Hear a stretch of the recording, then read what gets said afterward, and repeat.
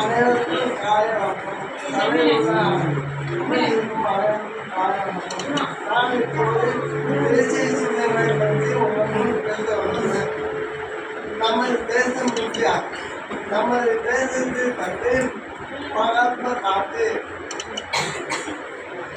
நமது தேசத்தில் குடி நமது தேசத்தில் பறவை மயில் நமது தேசத்தில் மரம் ஆலமரம் நமது தேசத்தில் பழம் மாமரம் நமது தேசத்தில் காய் பூசணிக்காய் நமது தேசத்தில் பாட்டி மீன் நமது தேசத்தில் விழாக்கு அள்ளி நன்றி வணக்கம்.